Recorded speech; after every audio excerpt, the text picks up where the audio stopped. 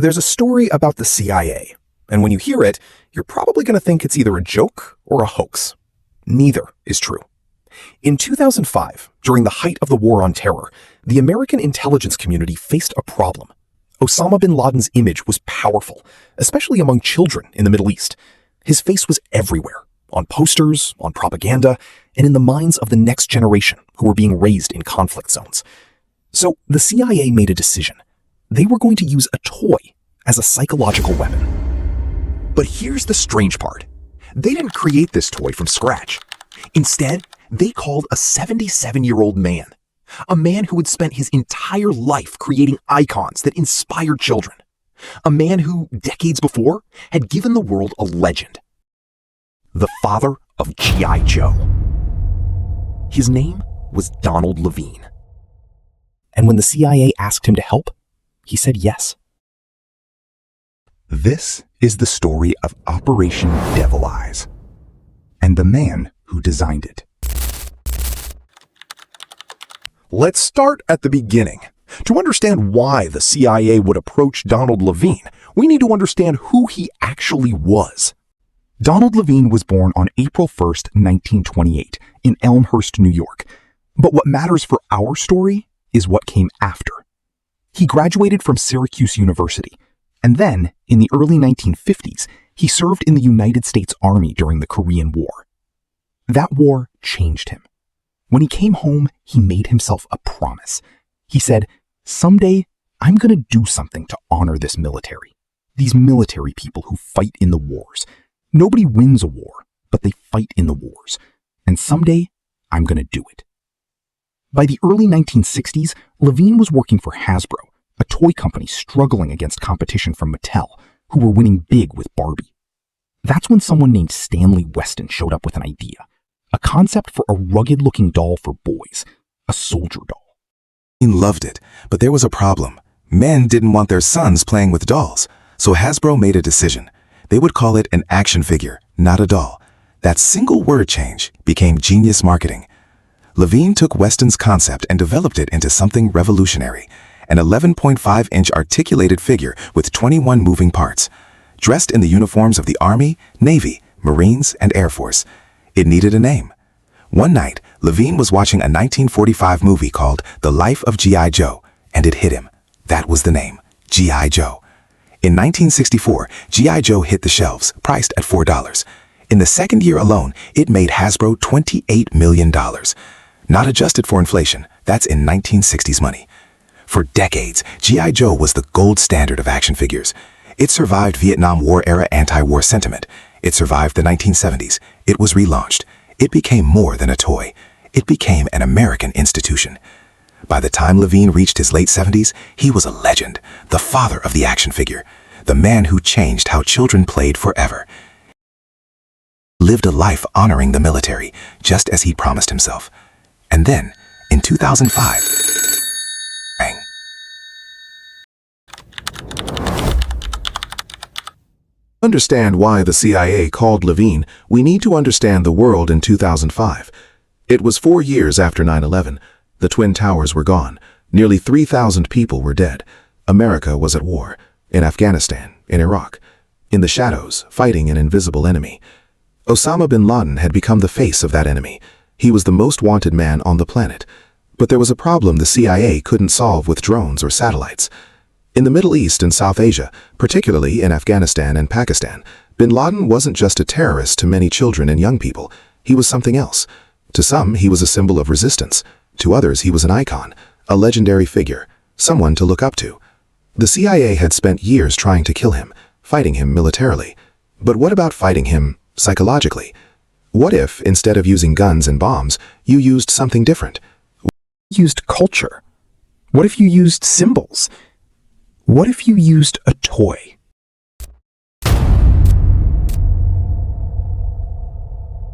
CIA had experimented with influence operations before. In the 1950s, they'd made pornographic films of Indonesian leaders to discredit them. In the early 2000s, they'd considered similar tactics with Saddam Hussein. These were shadow operations, secret, deniable, psychological. Now, in 2005, with Osama bin Laden's image everywhere, the CIA decided to try something new. They wanted to create a tool, A psychological weapon, something that would reach children, something that would plant a seed of doubt in their minds about the man they might otherwise admire. He needed someone who understood toys, who understood how to make something symbolic, someone with connections in manufacturing, someone they could trust. They called Donald Levine. According to the Washington Post, which first reported this story in 2014, the CIA approached Levine with the idea. They didn't just want a toy, they wanted something specific, an action figure of Osama bin Laden. But not just any figure, they wanted it to be special. They wanted it to be a psychological weapon. Here's what they commissioned: a 12-inch action figure, lifelike, detailed, accurate to bin Laden's appearance, dressed in traditional Islamic garb. It would look real. It would look like him. But there was the secret part, the genius, or the disturbing part, depending on how you look at it. The face of the figure would be painted with a special heat-dissolving material. In the warm climate of Afghanistan and Pakistan, when the sun hit the toy, or when a child's hand held it, the paint would begin to peel away. And underneath, a demon, a red-skinned face, piercing green eyes, black markings across the face like a demonic tiger, evil incarnate, monster, not human. The symbolism was brutal in its simplicity. Under the normal-looking bin Laden was hidden a monster, an evil creature. The message was meant to be psychological warfare at its most fundamental level. This man is not a hero. This man is not human. This man is a demon. Levine agreed to the project. According to his family, he saw it as patriotic duty. He was a Korean War veteran being called upon by his country. When asked about his involvement in 2014, his family released a statement. Don Levine was a dedicated patriot and proud Korean War veteran.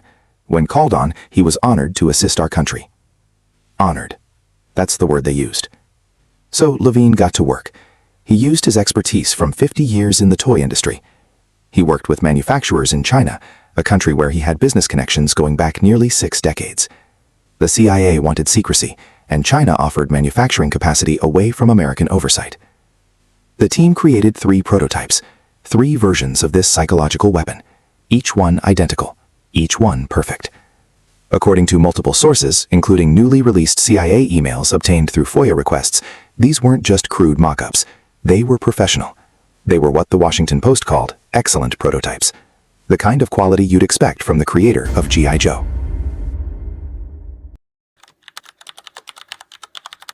Now, here's where the story becomes complicated, because the official account and the actual account don't match. The CIA's official position is this: 3 prototypes were created, they were reviewed internally, and then the CIA decided not to proceed. The project was discontinued. No dolls were ever mass-produced. No dolls were ever distributed. The operation was rejected before it got past the prototype stage. That's what CIA spokesman Lian Trapani said in 2014. That's what the official statement says. 3 prototypes, period. But that's not what the Washington Post found. When journalist Adam Goldman was investigating this story, he spoke to someone, an anonymous source, someone in China with, as the Washington Post reported, direct knowledge of the project. This person said something different. They said hundreds of the dolls were made, not 3, hundreds, as part of what they called a pre-production run. And then these dolls were shipped, packed onto a freighter, sent across the Indian Ocean to Karachi, Pakistan in 2006. Later, through FOIA requests, declassified CIA emails surfaced. These emails, marked top secret/no foreign and involving CIA Director John Brennan, showed that the agency was monitoring Goldman's investigation closely, very closely. One email from within the CIA stated, "The most inflammatory part of the story is that Levine developed and made 1,000 UBL dolls that had paint on the eyes that would rub off and create a devil eye effect." 1,000. Not 3. Another email mentioned that the reporter had evidence, pictures of prototypes, pictures of the final version, and he even knew the name of the ship that had transported the dolls from China to Pakistan. The CIA responded by issuing carefully worded statements. Carefully. They didn't say the dolls weren't made. They said they had no knowledge of additional production. They said there were only 3 prototypes to our knowledge. Notice the language, to our knowledge. Very specific legal language. So what actually happened? Did the operation go forward? Were hundreds of dolls actually distributed in Afghanistan and Pakistan? Or was the anonymous source mistaken? The truth is, we don't know for certain. The CIA denies it. The anonymous source in China said it happened, and that contradiction remains unresolved.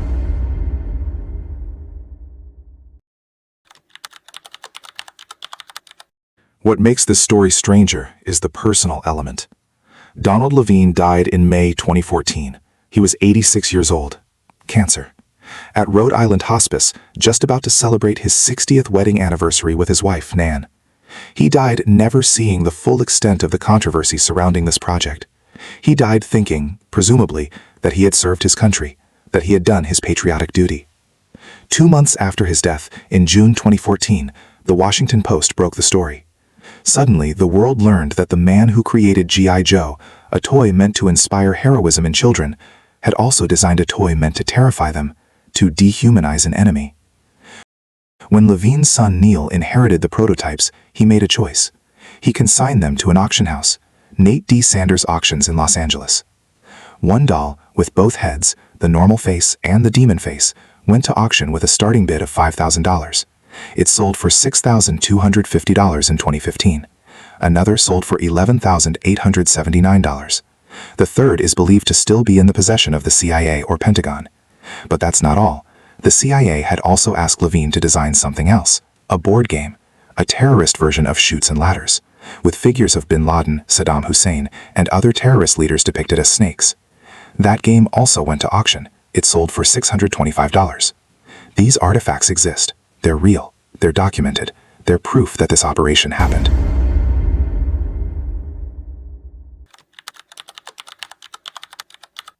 So, what do we actually know?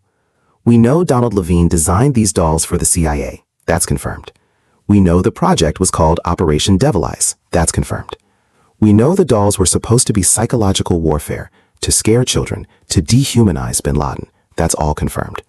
We know 3 prototypes definitely exist. That's confirmed. We know manufacturing happened in China. That's confirmed. We know an anonymous source says hundreds were made and shipped to Pakistan in 2006. That's what the Washington Post reported. We know the CIA denies this. That's also confirmed.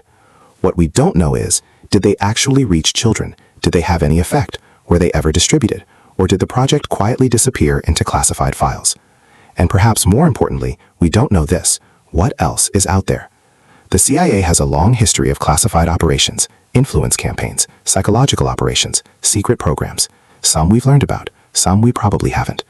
If they could commission a toy designer to create demonic action figures as a tool of war, what other operations might be sitting in government files right now? What other strange, unbelievable things have been attempted in the name of national security?